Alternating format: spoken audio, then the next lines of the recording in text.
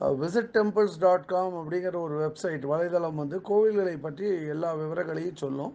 அந்த கோவிலுக்கு எப்படி சென்றடையலாங்கிறதுக்கு ஒரு கூகுள் வரைபடம் கொடுத்துருக்கோம். அது தவிர வானிலை அறிக்கை எங்கே போகிறதுக்கு ஏற்ற தருணத்தை வந்து காட்டும். அது தவிர ஒரு வீடியோ லிங்க்கும் இருக்குது. அந்த வீடியோ லிங்க் மூலமாக அந்த கோயிலை பற்றி நிறைய தெரிஞ்சுக்கலாம்.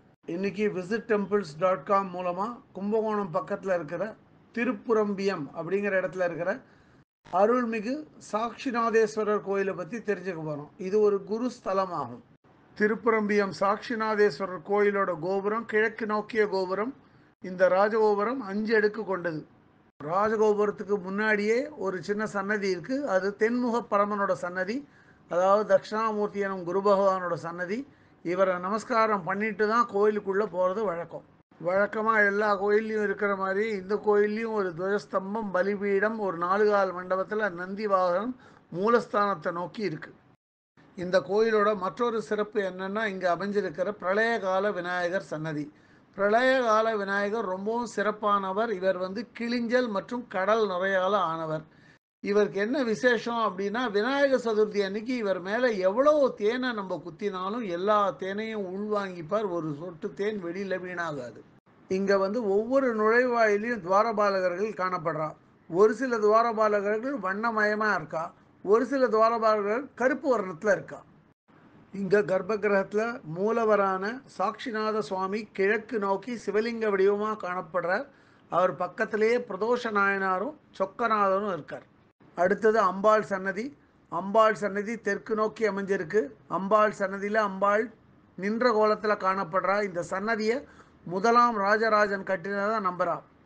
இங்கே அம்பாளுக்கு குறைவில்லா அழகின்னு ஒரு பேர், கரும்படு சொல்லியம்மைன்னு இன்னொரு பேர், இக்ஷுராசுர வாணின்னு இன்னொரு பேர், 3 பேரில் அழைக்கப்படுறா அம்பாள். அதே மாதிரி அம்பாள் சன்னதியோட வாசலில் 2 துவாரபாலிகைகள் வர்ணமயமாக காணப்படுறா. அம்பாள் சன்னதி பக்கத்திலே ஒரு பள்ளி அறை இருக்குது. அதே மாதிரி அம்பாள் சன்னதிக்கு எதிர்ப்புறம் ஒரு செட்டியாரோட விக்கிரகம் இருக்குது. இந்த செட்டியார் விக்கிரகம் இவர் யார் அப்படின்னா, இவர் தான் இந்த அம்பாள் சன்னதியை கட்டிய முதலாம் ராஜராஜ சோழ மன்னனோட கணக்காளர். மூலவர் சன்னதி பக்கத்திலே 4வர் சன்னதி இருக்குது. அதுக்கு பக்கத்திலே தட்சிணாமூர்த்திக்கு ஒரு சன்னதி இருக்குது. இந்த தட்சிணாமூர்த்தி சன்னதியோட சிறப்பு என்ன அப்படின்னா, தட்சிணாமூர்த்தி சன்னதிக்கு மேலே நம்ம கொஞ்சம் தலையை நிமிர்ந்து பார்த்தா அங்கே வந்து சட்டநாதர் வந்து அமர்ந்திருக்கிற மாதிரியே இருக்கும். சட்டநாதருக்கு ஒரு சன்னதி இருக்குது. வெளிப்பிராகாரத்தில் நம்ம வந்து பிரதட்சிணமாக வரும்போது விநாயகருக்கு ஒரு விக்கிரகம், அது தவிர வள்ளி தேவசேனா சமேத சுப்பிரமணியர், சோமஸ்கந்தர், அவர் பக்கத்திலே சில சிவலிங்கங்கள்லாம் வச்சுருக்கா. அதுக்கு பக்கத்திலேயே ஜெயதுர்கை, பிரதீக்ஷநாதர், சண்டிகேஸ்வரர், சூரியன், சந்திரன், காலபைரவர், நடராஜர், இவைகளை தவிர இங்கே வந்து நவக்கிரக சன்னதியும் ஒன்று பக்கத்திலே இருக்குது. குழந்தை பாக்கியம் இல்லாதவா இந்த திருப்புரம்பியம் சாட்சிநாதேஸ்வரர் கோயிலில் நாடி வரா. இந்த கோயிலை நாடி வரவாளுக்கு கண்டிப்பாக குழந்தை பாக்கியம் கிடைக்கும் அப்படின்னு நம்பப்படுறது.